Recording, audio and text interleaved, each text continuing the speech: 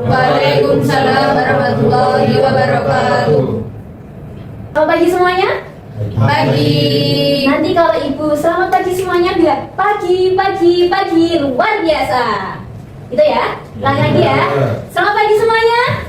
Pagi, pagi, pagi luar biasa. Tepuk tangan semuanya. Apakah hari ini ada yang tidak masuk? Ada. Sehat semuanya? Kalau gitu sebelum kita memulai pelajaran, alangkah baiknya kita berdoa terlebih dahulu. Ketua kelas silakan memimpin doa. Nadia. Doa mulai. Doa selesai. Alhamdulillahirobbilalamin. Sebelumnya kita awali dulu dengan bacaan basmalah bersama. Bismillahirrahmanirrahim. Langsung kita absen aja dulu ya, tadinya ada yang nggak masuk ya. Kita absen dulu ya. Nanti kalau ibu sebut namanya, kalian ungkapkan satu perasaan yang ada di hati kalian, di pikiran kalian. Satu kata aja. Contohnya, Mediterania, capek bu, gitu ya. Jadi ibu biar ngerti kalian itu lagi semangat atau lagi bad mood atau lagi nggak enak hati atau lagi gimana, oke? Oke, Bu. Hadir biasa bu. Biasa. Umi Hadir senang. alhamdulillah. Nadia Perbu. apa bu? Logi Hadir bahagia. alhamdulillah bagian. Fatma belum kenapa? Belum sarapan? Belum. April oke, jadi yang nggak masuk ada 4 ya. Nanti kita tunggu dulu kedatangannya. Kalau begitu, sebelum kemarin kan udah belajar ya sama Bu Umi. Masih ingat kemarin belajar apa? Masih. Apa belajar apa? Ya, daulah apa? Ya. Nah, saya akan melanjutkan dari kelas Bu Umi yang kemarin, yang sudah saya kirim materi kemarin malam sudah dipelajari. Sudah belajar tadi malam? Sudah, pintar semuanya. Nah, kita kali ini akan belajar tentang kejayaan intelektual ilmuwan muslim Daulah Abbasiyah. Kenapa harus kejayaan intelektual ilmuwan muslim? Karena kemarin kan kita sudah belajar tentang sejarahnya. Nah, kali ini kita akan belajar tentang tokoh-tokoh yang ada di dalam Daulah Abbasiyah. Kan kemarin sejarahnya adalah di mana Daulah Abbasiyah itu sangat mementingkan usaha, perkembangan intelektual, ilmu pengetahuan dan peradaban Islam. Jadi di Daulah Abbasiyah itu adalah masa-masa kejayaan di mana sejarah Islam itu berkembang sangat pesat, entah dengan ilmunya, entah dengan sejarah ekonomi dan peradaban lainnya, seperti itu. Nah, di sini juga dijelaskan usaha ini mendapat sambutan yang sangat baik dari para ilmuwan. Jadi di masa Daulah Abbasiyah itu terdapat banyak sekali ilmuwan. Nah, kali ini kita akan mengkaji 4 ilmuwan Muslim, yakni Ibnu Sina, Al-Ghazali, Jabir bin Hayyan dan Al-Khwarizmi. Ada yang pernah mendengar sebelumnya? Belum sama sekali. Nah, kalau begitu kita hari ini kenapa harus belajar itu? Kita mau menggali kenapa dia bisa memajukan intelektual di masa Daulah Abbasiyah sehingga Daulah Abbasiyah itu semakin maju, semakin meningkat. Intelektualnya itu sangat bagus sekali. Nah, itu ada apa di dalamnya? Nah, itu ada salah satunya ada keempat tokoh tersebut. Nah, kalau kalian belum tahu, mari kita kenalan. Nah, di sini ada bidang ilmuwan bidang maaf ya, tipe itu adalah kejayaan intelektual ilmuwan muslim, yaitu ada di bidang kedokteran, ada di bidang filsafat Islam, ada di bidang kimia, dan di bidang astronomi. Jadi dari sejarah tadi itu terdapat 4 aspek yang mana di bidang-bidang tersebut itu sangat mendukung menjadi faktor utama kejayaan Daulah Abbasiyah. Nah, salah satunya ada Ibnu Sina. Ibnu Sina itu punya nama lengkap Abu Ali Syafa bin Abdullah bin Sina, yang di barat biasa dikenalkan dengan nama Avicenna. Avicenna? Ada yang mau di Avicenna? Tidak. Nah, beliau lahir pada 980 di Afshanah, daerah dekat Bukhara, sekarang menjadi Uzbekistan, dan meninggal bulan Julian. Nah, yang kita garis bawahi, karya-karyanya dia itu berjudul Kitab Al-Qanun fi Atib, yaitu buku kanun dalam kedokteran. Jadi buku ini sampai sekarang pun itu masih disimpan, masih dibuat rujukan penting dalam bidang kedokteran selama berabad-abad. Jadi sejarahnya sebelum kita kenal dokter dan lain sebagainya itu sejarahnya sudah ada di zaman Daulah Abbasiyah. Sampai dijuluki oleh ilmuwan lainnya itu Bapak Kedokteran Modern. Selanjutnya ada Al-Ghazali. Pasti kalian nggak asing kan dengan Imam Al-Ghazali. Nah, Al-Ghazali itu seorang filsuf dan ulama besar yang lahir tahun 1508 Masehi di Persia. Nah, ia pintar dan rajin belajar banyak ilmu seperti agama, filsafat dan tasawuf, spiritualisasi. Nah, itu sehingga dikenal menggabungkan ilmu antara pemikiran rasional dan lebih memahami agama dengan bijak. Jadi beliau itu mengolaborasi antara agama dan ilmu pengetahuan dan menciptakan karya Ihya Ulumuddin yang dikenal dengan bapak tasawuf. Selanjutnya ada Jabir bin Hayyan. Ini masih asing ya? Anak-anak masih asing ya dengan Jabir bin Hayyan, makanya kita harus kenalan. Nah, ini dijuluki sebagai bapak ilmu kimia modern karena kontribusinya yang besar di bidang kimia. Nah, beliau itu membuat banyak percobaan ilmiah dan menciptakan teknis eksperimen sistematis yang sekarang menjadi dasar metode ilmiah. Nah, siapa sih ini yang paling menonjol? Itu beliau adalah penemu alat-alat laboratorium. Nah, baru tahu kan? Baru tahu. Nah, jadi sebanyak itu alat laboratorium itu salah satunya ditemukan oleh Jabir ibnu Hayyan. Terus ada lagi yang terakhir yaitu Al-Khawarizmi, ilmuwan astronomi.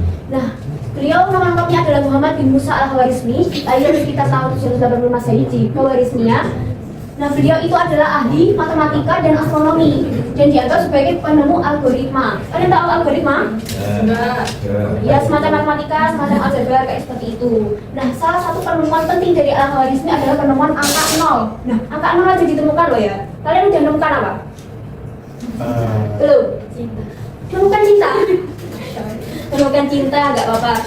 Jadi selain itu, penemuan angka 0 ini merubah logika berpikir tentang semesta karena angka 0 mewakili keterhindaan.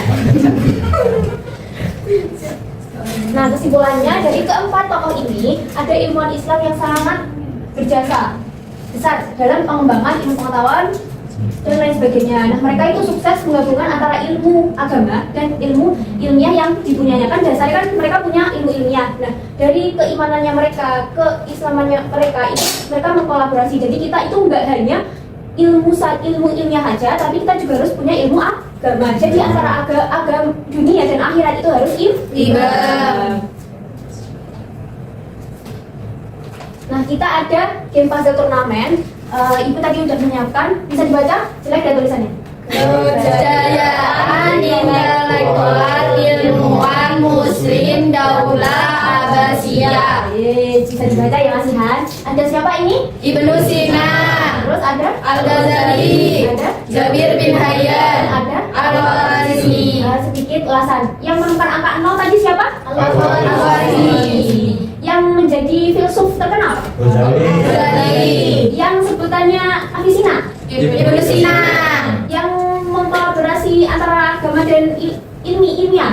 Jabir bin Hayyan. Ya, kayak seperti itu. Nah, nanti Kak, Ibu punya ini puzzle. Puzzle ini belakangnya udah Kak Ibu kasih keterangan tentang apa? Keterangan tentang ciri khasnya ilmuwan tersebut. Jadi nanti kalian cari, ini buat cap ya, kita cari. Nanti kalian tempelin. Nah, siapa yang nanti masuk di kelompok Ibnu Sina, nanti presentasi maju menjelaskan tentang sejarah dan biografi Ibnu Sina dan selanjutnya seperti itu ya. Ya. Ada di mana? Langsung maju.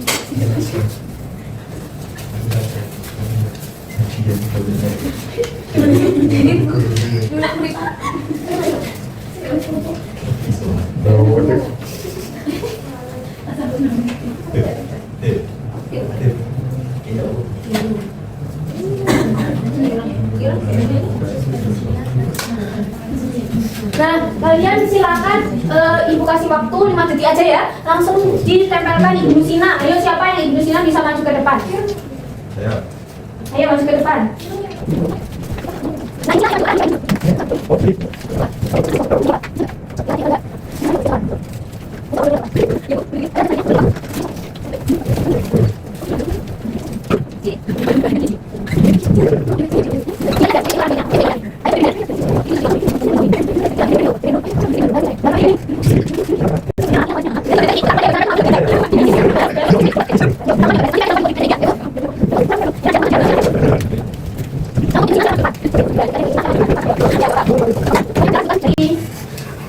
Siap berarti Cina?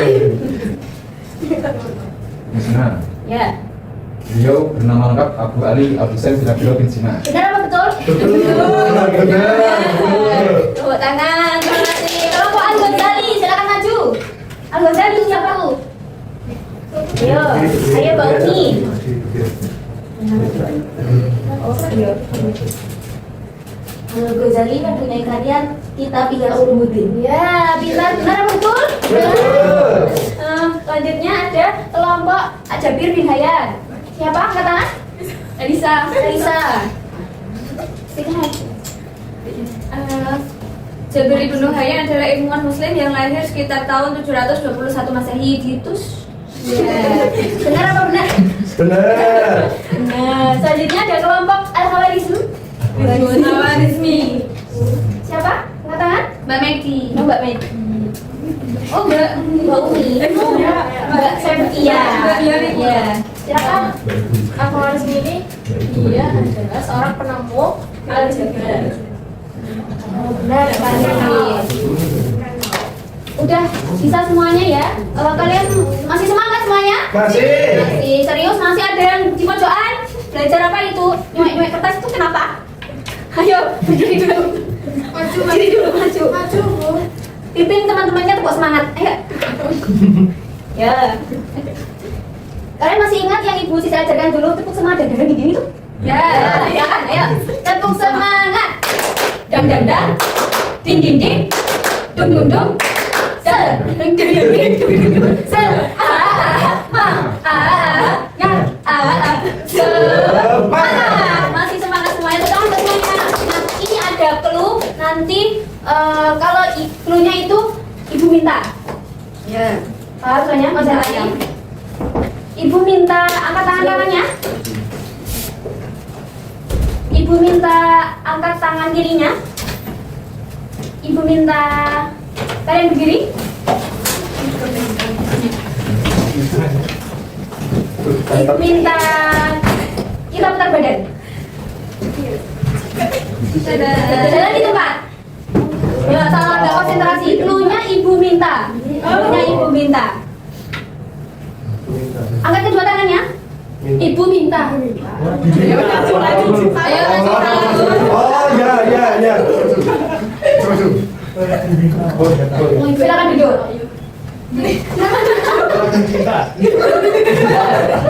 Kamu nggak sarapan? Enggak. Nggak sarapan. Nanti dia ke kantin ya temannya. Oke, terima kasih semuanya duduk kembali. Ibu minta duduk kembali. Duduk kembali. Jadi kesimpulannya tadi udah jelas ya, kenapa kita harus belajar mengenal keempat tokoh ini, yaitu karena kita harus punya motivasi. Beliau itu sangat bijaksana sekali kan, sampai menciptakan dampak yang sangat besar di kejayaan Daulah Abbasiyah. Jadi kita sebagai generasi muda itu harus meneladani sikap-sikap mereka, seperti belajar dengan sungguh-sungguh, terus memadukan antara ilmu agama dan ilmu ilmiah, itu sangat kita terapkan juga sekarang seperti itu. Jadi kalian itu nggak melulu ranking 1 terus tapi nggak pernah sholat, nggak pernah ibadah. Nah itu salah. Jadi kita harus meneladani sikap-sikap baiknya seperti itu. Dan dari paparan penjelasan tadi, dari penemuan-penemuan yang ada, jadi mempermudah kita menjadi suatu hal yang mudah. Seperti tadi angka 0 adalah mulainya dari algoritma. Nah selain itu belajar kita sendiri ya, jangan ngomong aja. Ayo jangan ngomong aja. Belajar itu perintah dari Allah pintar. Nah kayak gitu. Jadi kita harus belajar setiap hari biar menjadi anak yang hebat, soleh, menjadi anak yang berguna bagi bangsa dan negara. Yuk agama, yuk negara, yuk bangsa. Biar nggak korupsi seperti itu. Nah, kalau begitu untuk pertemuan kali ini jangan lupa nanti PR-nya ditumpuk di meja ibu ya. Untuk pertemuan kali ini cucukkan sampai bertemu di bulan depan lagi. Nanti bilang cakep ya. Sendirian tanpa kekasih. Sekian dan terima kasih. Buah nangka, buah ketujuh. Buah nangka, buah ketujuh. Kangen ya sama ibu. Oh, iya. Kalau begitu sudah paham semuanya ya? Sudah, Bu. Ada yang ditanyakan? Ya, Tidak. Ya, kalau tidak, kurang lebihnya ketua kelas berdoa selesai belajar. Dipimpin Najib. Doa mulai. Amin. Selesai. Terima kasih kurang lebihnya. Ibu mohon maaf yang sebesar-besarnya. Akhirul qawli wa billahi hidayah. Wassalamualaikum warahmatullahi wabarakatuh. Waalaikumsalam warahmatullahi wabarakatuh.